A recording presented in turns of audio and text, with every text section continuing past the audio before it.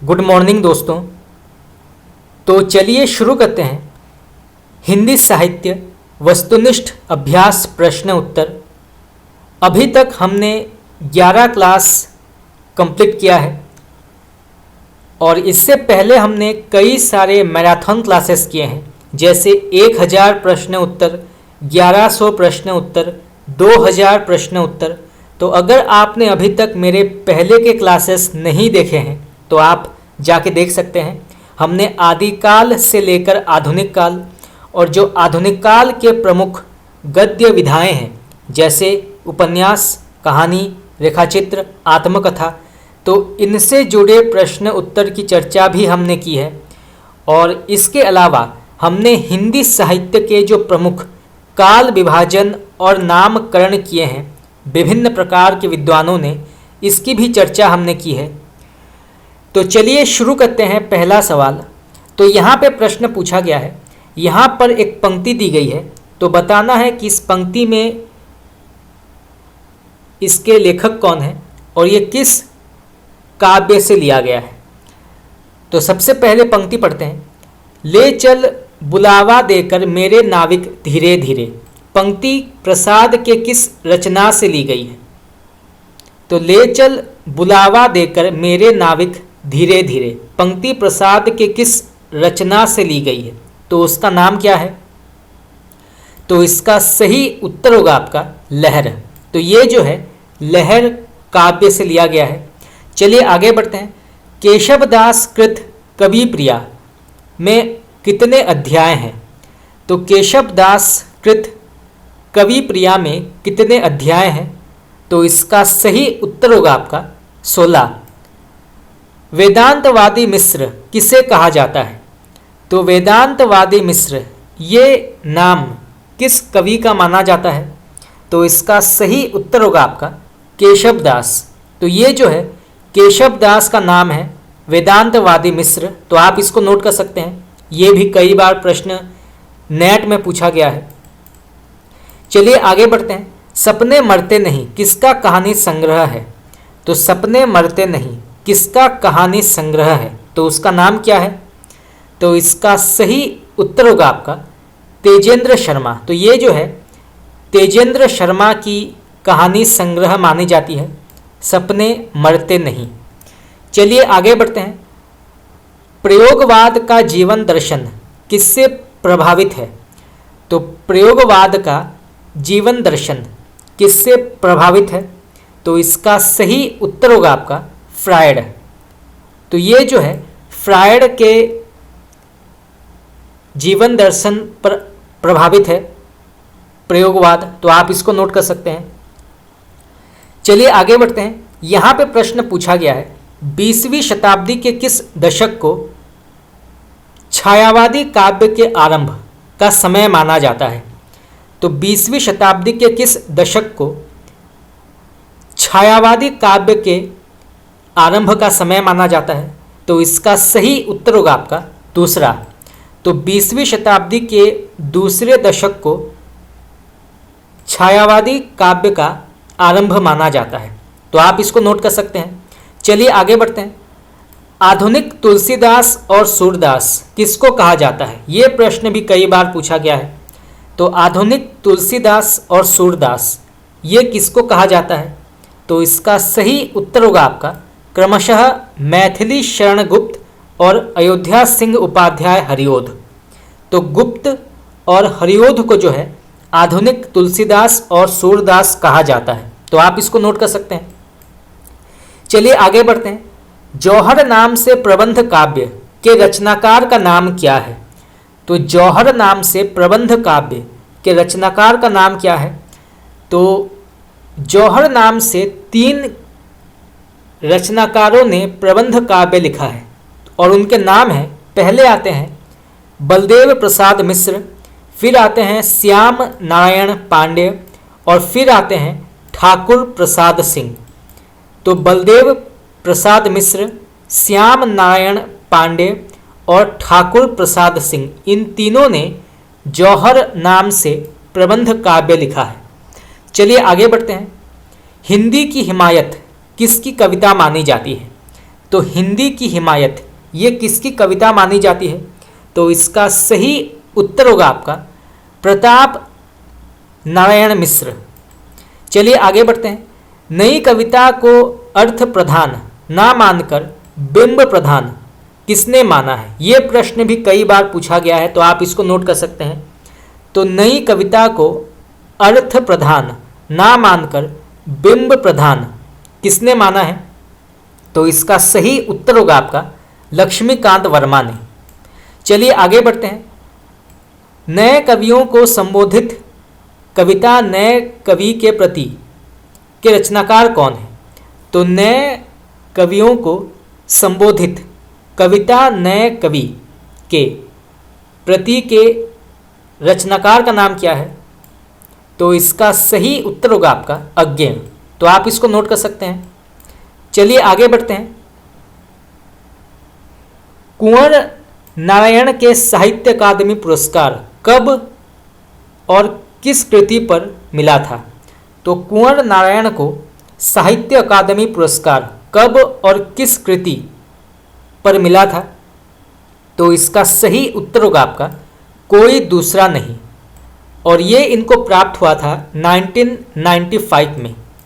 तो कुंवर नारायण को कोई दूसरा नहीं के लिए साहित्य अकादमी पुरस्कार 1995 को प्राप्त हुआ था। तो यहाँ से जो है दो प्रकार के प्रश्न आ सकते हैं, तो आप इसको नोट कर सकते हैं। चलिए आगे बढ़ते हैं। कुंवर नारायण के पुत्र ने कुंवर जी की चयनित रचनाओं का अंग्रेजी अनुवाद किया, किस नाम से किया था? ये प्रश्न भी कई बार पूछा गया है। तो कुंवर नारायण के पुत्र ने कुंवर जी के चयनित रचनाओं का अंग्रेजी अनुवाद किस नाम से किया था? उसका नाम क्या है? तो इसका सही उत्तर होगा आपका no other world. No other world. तो आप इसको नोट कर सकते हैं। चलिए आगे बढ़ते हैं। आत्मजयी कृति का उपजी काव्य ग्रंथ का नाम क्या है? तो आत्मजयी कृति का उपजी काव्य ग्रंथ का नाम क्या है? तो इसका सही उत्तर होगा आपका कठोपनिषद। तो कठोपनिषद जो है ये आत्मजयी कृति का उपजी काव्य ग्रंथ माना जाता है। चलिए आगे बढ़ते हैं। कुंवर नारायण को किस वर्ष ज्ञानपीठ पुरस्कार प्राप्त हुआ था? ये प्रश्न भी कई बार पूछा गया है, नेट में कई बार पूछा गया है, टीजीटी और पीजीटी परीक्षाओं में भी कई बार पूछा गया है। तो कुंवर नारायण को किस वर्ष ज्ञानपीठ पुरस्कार प्राप्त हुआ था? तो इसका सही उत्तर होगा आपका 2005 में। तो 2005 में ये सम्मान उन्हें प्राप्त हुआ था। चलिए आगे बढ़ते हैं। कुंवर नारायण का प्रथम काव्य संकलन का नाम क्या है? तो कुंवर नारायण का प्रथम काव्य संकलन का नाम क्या है? तो इसका करेक्ट आंसर होगा आपका चक्रव्यूह। कुंवर नारायण की स्वभावगत प्रवृत्ति क्या थी? तो कुंवर नारायण की प्रवृत्ति क्या थी? तो इसका सही उत्तर होगा आपका यायावरी। तो कुंवर नारायण की जो स्वभावगत प्रवृत्ति थी वो थी यायावरी। चलिए आगे बढ़ते हैं। कुंवर नारायण के राजनीतिक गुरु कौन थे? ये प्रश्न भी कई बार पूछा गया है। तो कुंवर नारायण के राजनीतिक गुरु कौन थे? तो इनके गुरु माने जाते हैं नरेंद्र देव और आचार्य कृपलानी। तो नरेंद्र देव और आचार्य कृपलानी जो हैं ये कुंवर नारायण के राजनीतिक गुरु माने जाते हैं। चलिए आगे बढ़ते हैं।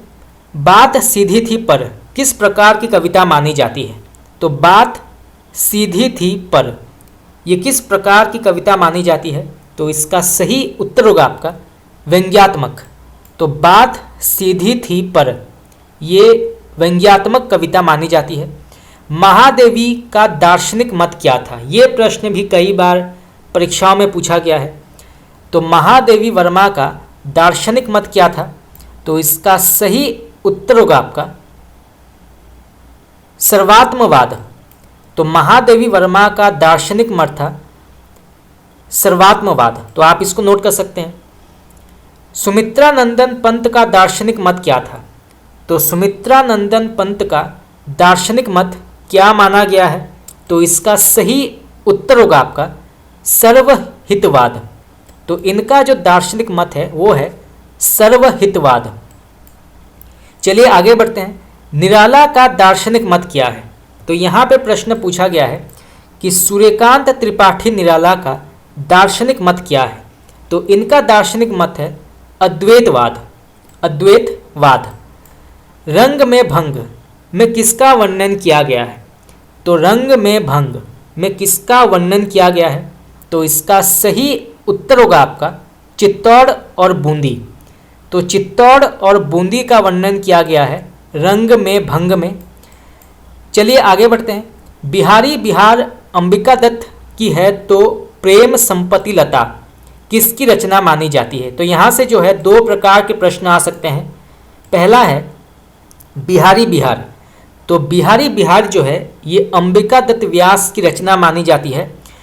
तो प्रेम संपत्ति लता ये किसकी रचना मानी गई है? तो इसका सही उत्तर होगा आपका ठाकुर जगमोहन सिंह। तो ठाकुर जगमोहन सिंह जो हैं ये प्रेम संपत्ति लता के लेखक माने जाते हैं। चलिए आगे बढ़ते हैं। काव्य मंजूषा और सुमन किस कवि का कविता संग्रह माना जाता है? तो काव्य मंजूषा और सुमन किस कवि का कविता संग्रह माना जाता है? तो इसका सही उत्तर होगा आपका महावीर प्रसाद द्विवेदी। तो आप इसको नोट कर सकते हैं। ये प्रश्न कई बार पूछा गया है कि काव्य मंजूषा इस कविता संग्रह के लेखक का नाम क्या है? तो वो है महावीर प्रसाद द्विवेदी। चलिए आगे बढ़ते हैं। प्राकृत का पाणिनि किसे कहा जाता है? ये प्रश्न भी कई बार पूछा गया है। तो प्राकृत का पाणिनि ये किसको कहा जाता है? तो इसका सही उत्तर होगा आपका हेमचंद्र।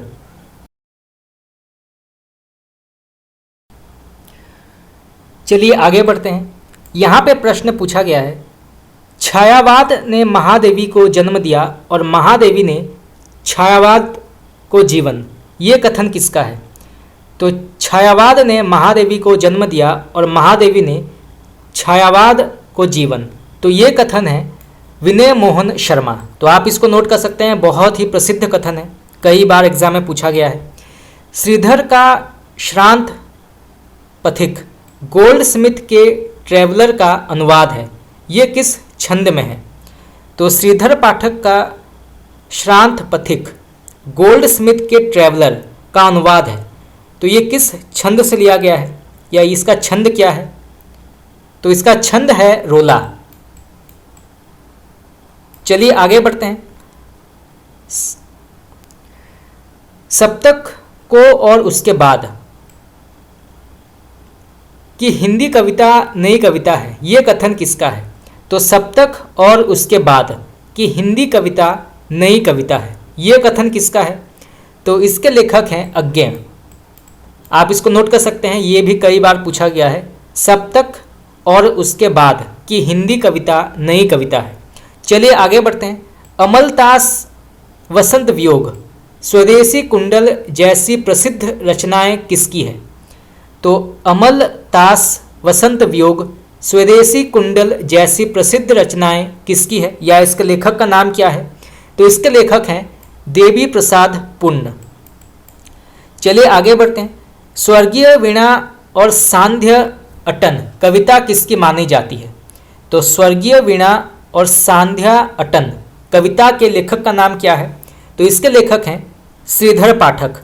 और यहाँ से प्रश्न ये भी आ सकता है कि सांध्य अटन और स्वर्गीय वीणा ये किस प्रकार के साहित्यिक कृति के अंतर्गत आती है? तो ये जो है कविता के अंतर्गत मानी जाती है।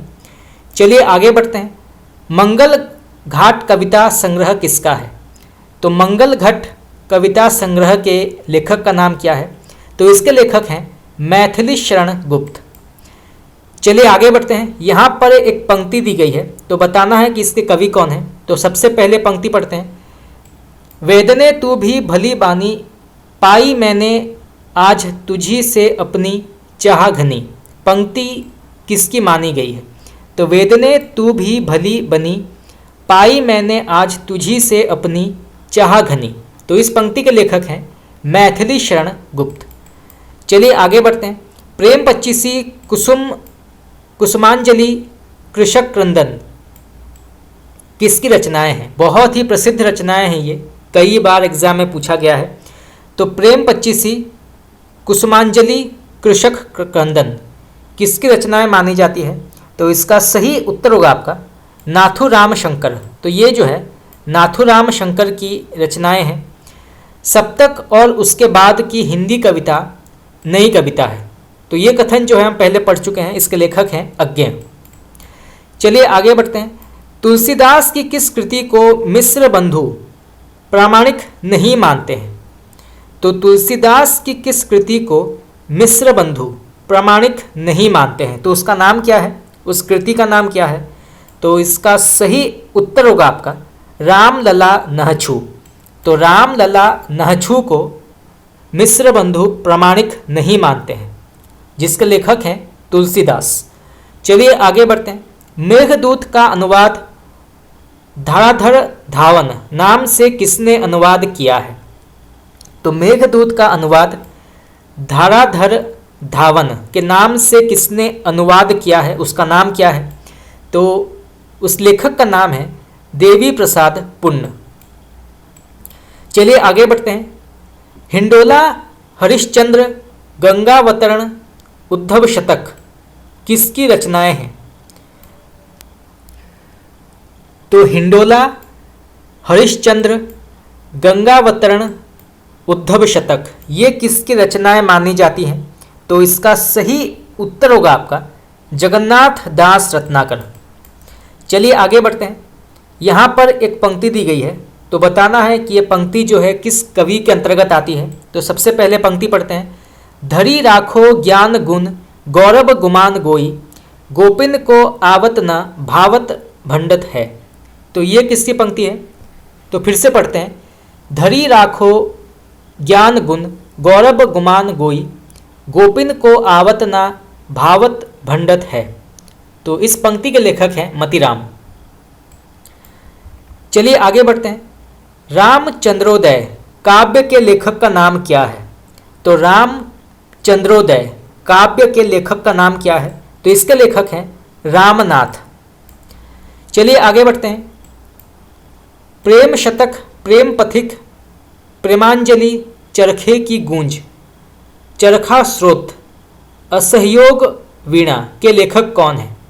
तो प्रेम शतक, प्रेम पथिक, प्रेमांजलि,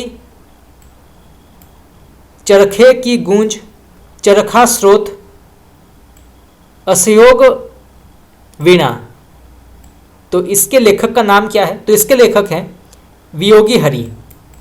चलिए आगे बढ़ते हैं। बुढ़ापा, गोरक्षा, क्रंदन किसकी कविताएं हैं? तो बुढ़ापा, गोरक्षा और क्रंदन, तो ये किसकी कविताएं मानी जाती हैं?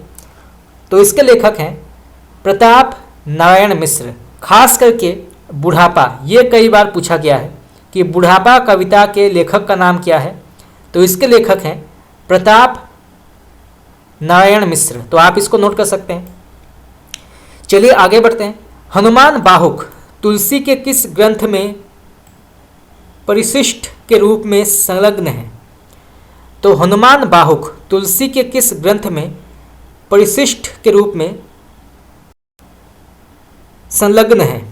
तो इसका सही उत्तर होगा आपका कवितावली, कवितावली। चलिए आगे बढ़ते हैं। केशव का जन्म कहाँ हुआ था? तो केशव दास का जन्म कहाँ हुआ था? जन्म स्थान क्या है? तो इसका सही उत्तर होगा आपका ओरछा में। ओरछा में केशव का जन्म हुआ था। केशव की कौन सी रचना अप्रामाणिक मानी जाती है? तो केशव की कौन सी रचना जो है वो अप्रामाणिक मानी गई है? तो इसका सही उत्तर होगा आपका रतन बावनी। तो रतन बावनी जो है ये अप्रामाणिक मानी गई है। हिमविद्ध रचना किसकी है? तो हिमविद्ध रचना किसकी मानी जाती है? तो इसके लेखक हैं जगदीश गुप्त। जगदीश गुप्त इसके लेखक हैं। राम स्वयंवर के लेखक का नाम क्या है? तो राम स्वयंवर के लेखक का नाम क्या है? तो इसके लेखक हैं रघुराज सिंह। तो राम स्वयंवर के लेखक हैं रघुराज सिंह। चलिए आगे बढ़ते हैं। विश्राम सागर के लेखक का नाम क्या है? विश्राम सागर। तो इसके लेखक हैं रघुनाथ दास। रघुनाथ दास। चलिए नेक्स्ट क्वेश्चन। पशु पक्षियों पर लिखित महादेवी वर्मा का रेखाचित्र संकलन का नाम क्या है? ये प्रश्न भी आपका नेट में पूछा गया था, तो आप इसको नोट कर सकते हैं। तो पशु पक्षियों पर लिखित महादेवी वर्मा का रेखाचित्र संकलन का नाम क्या है? तो इसका सही उत्तर होगा आपका मेरा परिवार। तो मेरा परिवार जो है, इसमें महादेवी वर्मा ने पशु पक्षियों पर लिखित रेखाचित्र संकलन माना जाता है। चलिए आगे बढ़ते हैं। दशरथ मांझी का गांव क्या था? तो दशरथ मांझी का गांव क्या था? तो इनका गांव था गहलोर। चलिए आगे बढ़ते हैं।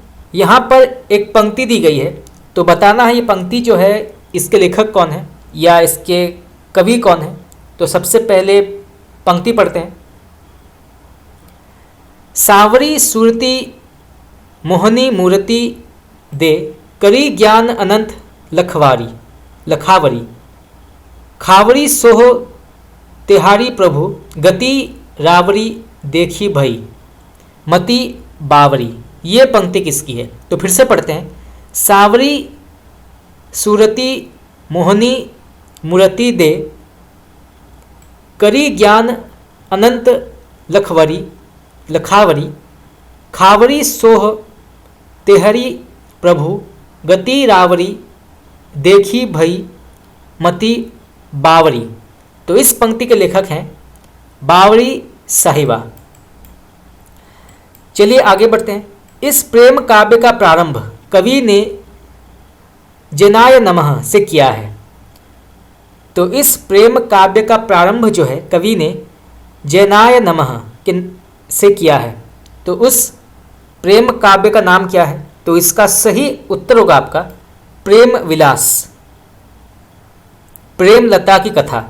तो प्रेम विलास प्रेमलता की कथा जो है, इसको प्रारंभ करने से पहले कवि ने जनाय नमः ये कहा है, और ये जो है ये प्रेम काव्य के अंतर्गत आता है। तो यहाँ से जो है दो प्रकार के प्रश्न आ सकते हैं। चलिए आगे बढ़ते हैं। यहाँ पर भी एक पंक्ति दी गई है, तो बताना है किसके कवि कौन है। तो सबसे पहले पंक्ति पढ़ते हैं। है यह अति गंभीर उठती लहरी आनंद की, मिष्ट सु याको नरी, नीर सकल पदार्थ मध्य है। तो ये पंक्ति किसकी है यह अति गंभीर उठती लहरी आनंद की, मिष्ट सु याको नीर सकल पदार्थ मध्य है। तो इस पंक्ति के लेखक हैं सुंदरदास। चलिए आगे बढ़ते हैं। प्रायतः प्रेमाख्यान को नायक को बहुपत्नीवादी दिखाया गया है, परंतु यह इसका अपवाद है। तो ये जो है ये किस रचना के अंतर्गत कहा गया है कि प्रायतः प्रेमाख्यान को में नायक को बहुपत्नीवादी दिखाया गया है, परंतु यह इसका अपवाद है। तो ये जो कथन है ये किस काव्य के ऊपर कहा गया है? तो इसका सही उत्तर होगा आपका मधुमालती। तो अगर हम इसको पूरा पढ़ते हैं तो ये होगा प्रायतः प्रेमाख्यान में नायक को बहुपत्नीवादी दिखाया गया है, परंतु मधुमालती ही यह इसका अपवाद है। चलिए आगे बढ़ते हैं। किस काव्य की नायिका ने पूर्व जन्म के किसी संस्कारवश पखवाड़े में 5 पुरुषों की हत्या का नियम ले रखा था? तो फिर से पढ़ते हैं। किस काव्य की नायिका ने पूर्व जन्म के किसी संस्कारवश पखवाड़े में 5 पुरुष की हत्या का नियम ले रखा था? तो उसका नाम क्या है? तो इसका सही उत्तर होगा आपका हंसावली। चलिए आगे बढ़ते हैं। इन बिन रचना किसकी है? तो इन बिन रचना किसकी है? तो इसके लेखक हैं पद्मा सचदेवा। यहाँ पे प्रश्न पूछा गया है महादेवी की गद्य कृतियाँ किसकी रचना मानी जाती है? तो महादेवी की गद्य कृतियाँ किसकी रचना मानी जाती है? तो इसका सही उत्तर होगा आपका रामचंद्र तिवारी। चलिए आगे बढ़ते हैं। चंद्रकला भानुकुमार नाटक किसका माना जाता है? तो चंद्रकला भानुकुमार नाटक के लेखक का नाम क्या है?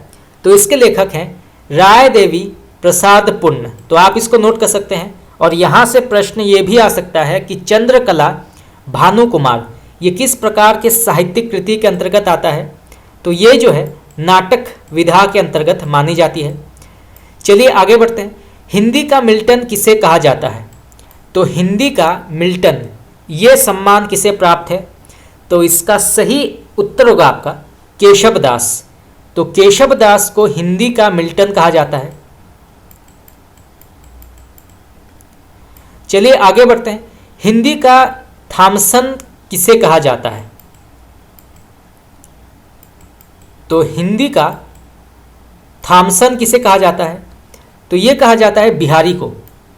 तो बिहारी को जो है हिंदी का थॉमसन कहा जाता है। किस काल को दो संस्कृतियों के संस्करण एवं हास्य विकास की गाथा कहा गया है? तो किस काल को दो संस्कृतियों के संक्रमण एवं हास्य विकास की गाथा कहा गया है? तो इसका सही उत्तर होगा आपका आदिकाल। तो आदिकाल को जो है दो संस्कृतियों के संक्रमण एवं हास्य विकास की गाथा कहा गया है। चलिए आगे बढ़ते हैं। हिंदी का वाल्टर स्कॉट किसे कहा जाता है? ये प्रश्न आपका नेट में पूछा गया है, तो आप इसको नोट कर सकते हैं। तो हिंदी का वाल्टर स्कॉट किसे कहा जाता है? तो ये कहा जाता है वृंदावन लाल वर्मा को। गणेश शंकर विद्यार्थी ने गढ़ कुंडार की पांडुलिपि देखकर वृंदावन लाल वर्मा को हिंदी के वाल्टर स्कॉट के नाम से सम्मानित किया था। तो यहाँ से प्रश्न ये आ सकता है कि किसने जो है वृंदावन लाल वर्मा को हिंदी का वाल्टर स्कॉट का उपाधि दिया था? तो वो हैं गणेश शंकर विद्यार्थी। तो यहाँ से जो है दो प्रकार के प्रश्न आ सकते हैं, तो आप इसको नोट कर सकते हैं। चलिए आगे बढ़ते हैं। भाषा गढ़ने की टकसाल कौन सी पत्रिका थी? तो भाषा गढ़ने की टकसाल कौन सी पत्रिका मानी जाती है? तो इसका सही उत्तर होगा आपका बंगवासी। बंगवासी। नोट्स ऑन तुलसीदास के लेखक का नाम क्या है? तो नोट्स ऑन तुलसीदास के लेखक का नाम क्या है? तो इसके लेखक हैं जॉर्ज ग्रियर्सन। चलिए आगे बढ़ते हैं। श्री संप्रदाय के प्रधान आचार्य श्री राघवानंद जी कहाँ रहते थे? तो श्री संप्रदाय के प्रधान आचार्य श्री राघवानंद जी कहाँ रहते थे? तो इसका सही उत्तर होगा आपका काशी में। तो राघवानंद जो है ये काशी में रहते थे। चलिए आगे बढ़ते हैं। किस संत कवि के निधन पर हरिराम व्यास जी ने कहा बड़ो अभाग्य अनय सभा को उठी गयो ठाठ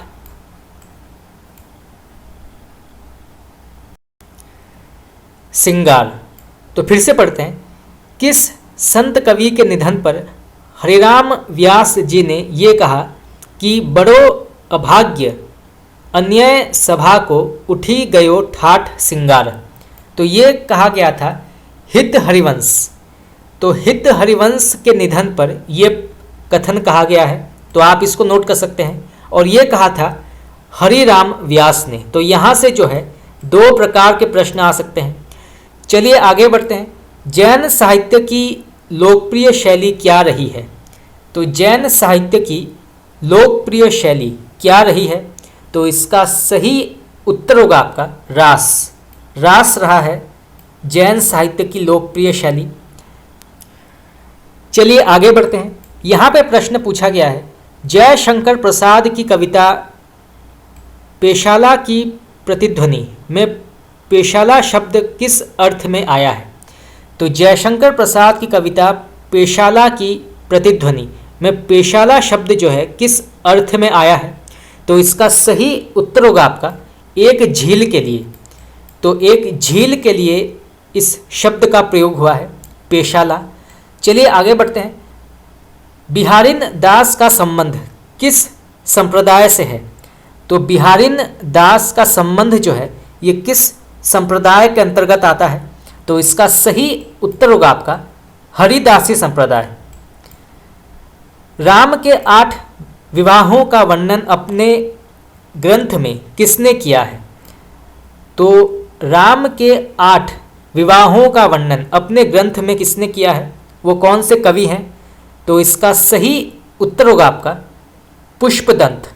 तो पुष्पदंत ने इसका वर्णन किया है अपने ग्रंथ में। चलिए आगे बढ़ते हैं। प्रतिमा नाटक में सीता को किसका अवतार माना गया है? तो प्रतिमा नाटक में सीता को किसका अवतार माना गया है? तो इसका सही उत्तर होगा आपका लक्ष्मी। तो प्रतिमा नाटक में सीता को लक्ष्मी का अवतार माना गया है। आप इसको नोट कर सकते हैं, ये प्रश्न भी आ सकता है। सठ संदर्भ के रचनाकार का नाम क्या है? तो सठ संदर्भ के रचनाकार का नाम क्या है? तो इसके लेखक हैं सनातन गोस्वामी। तो सठ संदर्भ के लेखक का नाम है सनातन गोस्वामी। चलिए आगे बढ़ते हैं। बदला उपन्यास किसका है? तो बदला उपन्यास के लेखक का नाम क्या है? तो इसके लेखक हैं अज्ञ। और यहाँ से प्रश्न ये भी आ सकता है कि बदला किस प्रकार के साहित्यिक कृति के अंतर्गत आता है? तो ये जो है उपन्यास विधा के अंतर्गत माना गया है। चलिए आगे बढ़ते हैं। भाषा का जादूगर किसे कहा जाता है? तो भाषा का जादूगर ये किसे कहा जाता है? तो ये कहा जाता है शिव पूजन सहाय को। शिव पूजन सहाय को भाषा का जादूगर कहा गया है। चलिए आगे बढ़ते हैं। मध्वाचार्य को शालिग्राम की 3 मूर्तियां किस आचार्य ने दी है? तो मध्वाचार्य को शालिग्राम की 3 मूर्तियां किस आचार्य ने दी है? तो उनका नाम क्या है? तो वो हैं वेद व्यास। चलिए आगे बढ़ते हैं। संस्कृत में कृष्ण काव्य का प्रारंभ किस कृति से माना जाता है? तो संस्कृत में कृष्ण काव्य का प्रारंभ किस कृति से माना गया है? तो इसका सही उत्तर होगा आपका ब्रह्मचरित। तो ब्रह्मचरित में कृष्ण काव्य का प्रारंभ जो है ब्रह्मचरित के अनुसार माना गया है। चलिए आगे बढ़ते हैं। श्री नारायण दास जी किस अन्य नाम से भी जाने जाते हैं? तो श्री नारायण दास जी किस अन्य नाम से भी जाने जाते हैं? तो इसका सही उत्तर होगा आपका नाभादास। तो नाभादास के नाम से भी जाने जाते हैं श्री नारायण दास। चलिए आगे बढ़ते हैं। फोर्ट विलियम कॉलेज से बाहर रहकर खड़ी बोली के विकास में योगदान देने वाले कौन थे? तो फोर्ट विलियम कॉलेज से बाहर रहकर खड़ी बोली के विकास में योगदान देने वाले कौन थे? तो वो हैं सदासुख लाल। तो आप इसको नोट कर सकते हैं, ये प्रश्न भी कई बार परीक्षाओं में पूछा गया है। चलिए आगे बढ़ते हैं। फोर्ट विलियम कॉलेज की स्थापना पहले किस नाम से हुई थी? तो फोर्ट विलियम कॉलेज की स्थापना जो है पहले किस नाम से हुई थी?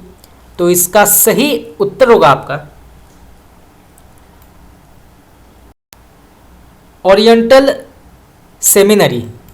तो ओरिएंटल सेमिनरी के नाम से फोर्ट विलियम कॉलेज की स्थापना पहले इस नाम से हुई थी। चलिए आगे बढ़ते हैं। पहला गिरमिटिया उपन्यास किस पर केंद्रित है? ये प्रश्न भी आपका कई बार जो है टीजीटी और पीजीटी परीक्षाओं में पूछा गया है, तो आप इसको नोट कर सकते हैं। तो पहला गिरमिटिया उपन्यास किस पर केंद्रित है? तो इसका सही उत्तर होगा आपका महात्मा गांधी।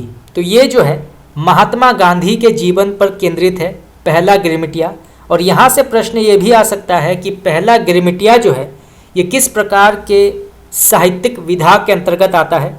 तो ये जो है उपन्यास विधा की रचना मानी जाती है। चलिए आगे बढ़ते हैं।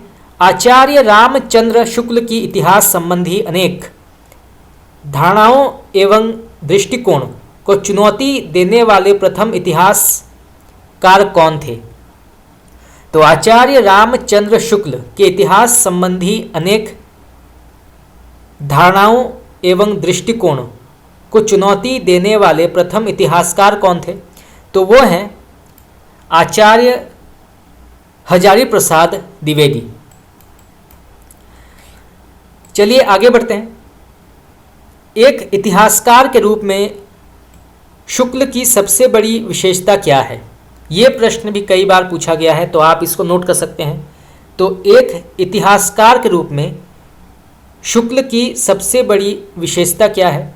तो इसका सही उत्तर होगा आपका अकवियों के जीवन चरित्र संबंधी इतिवृत्ति। तो अकवियों के जीवन चरित्र संबंधी इतिवृत्ति जो है ये शुक्ल की सबसे बड़ी विशेषता मानी जाती है एक इतिहासकार के रूप में।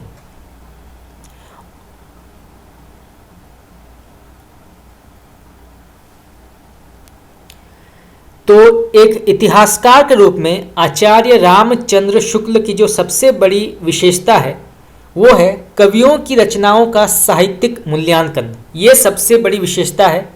कवियों की रचनाओं का साहित्यिक मूल्यांकन जो है ये एक इतिहासकार के रूप में आचार्य रामचंद्र शुक्ल की सबसे बड़ी विशेषता मानी जाती है। तो आप इसको नोट कर सकते हैं।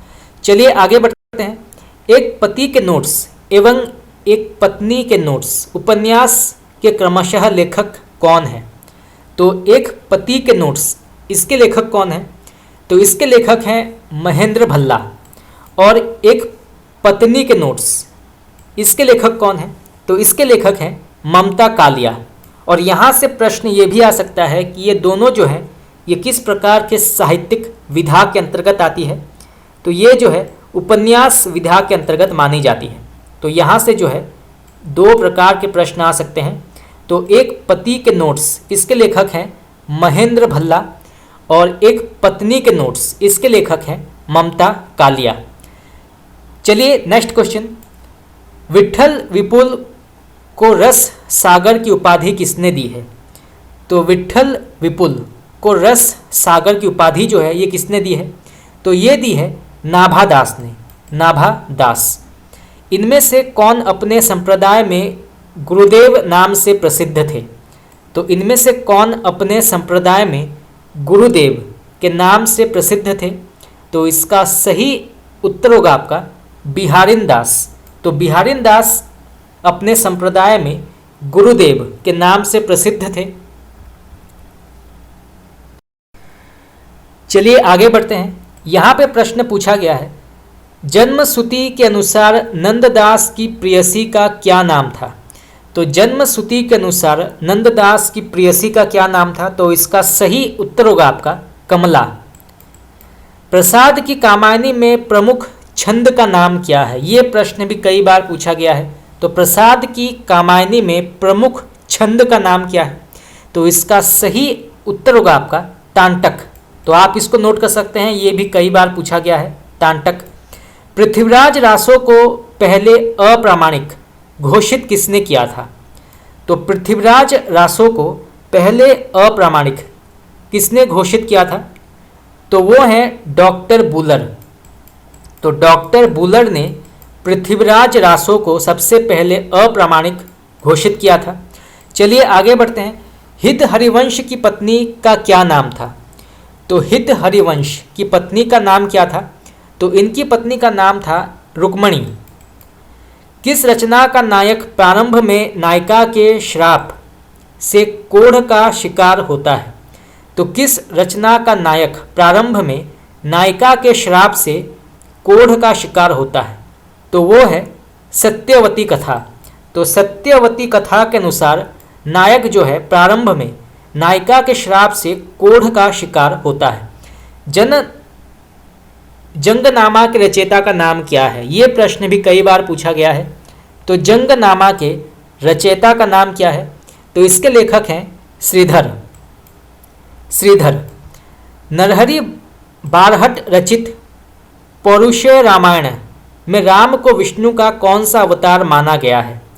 तो नरहरि बारहट की रचित पौरुषेय रामायण में राम को विष्णु का कौन सा अवतार माना गया है? तो इसका सही उत्तर होगा आपका 21वां 21। त्यों रसखानी वही रसखानी जू है रसखानी सो है रसखानी, ये पंक्ति किसकी है?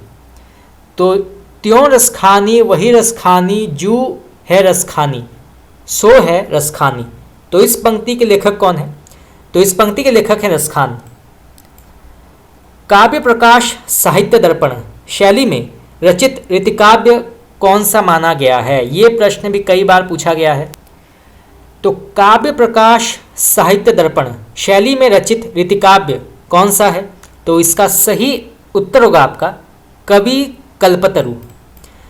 चलिए आगे बढ़ते हैं। रीति सुभाषा कवित की वर्णत बुध अनुसार पंक्ति किसकी है? तो रीति सुभाषा कवित की वर्णत बुध अनुसार, तो इस पंक्ति के लेखक हैं चिंतामणि। लोगन कवित की वो खेल करी जानो है, ये पंक्ति किसकी है? बहुत ही प्रसिद्ध पंक्ति है, ये कई बार आपका नेट में पूछा गया है। तो लोगन कवित की वो खेल करी जानो है, तो इस पंक्ति के लेखक हैं ठाकुर। नाभादास रचित भक्तमाल की शैली क्या है? ये भी कई बार पूछा गया है प्रश्न कि नाभादास रचित भक्तमाल की शैली क्या है? तो इसकी शैली मानी जाती है समास। समास। चलिए नेक्स्ट क्वेश्चन। माया छाया एक है घटे बढ़े छिन माही, इनकी संगीत जे लगे तिनहि कहीं सुख नाही, ये पंक्ति किसकी है? तो माया छाया एक है घटे बढ़े छिन माही, इनकी संगति जे लगे तिनहि कहीं सुख नाही, बहुत ही प्रसिद्ध पंक्ति है। तो इस पंक्ति के लेखक हैं बनारसी दास। बनारसी दास। घी को घट है कामिनी पुरुष तपन अंगारह, ये पंक्ति किसकी है? तो घी को घट है कामिनी पुरुष तपन अंगार, तो इस पंक्ति के लेखक हैं रत्नावली। रत्नावली। चलिए नेक्स्ट क्वेश्चन। धूरी भरे अति शोभित श्यामजू, वैसी बनी सिर सिंदूर चोटी,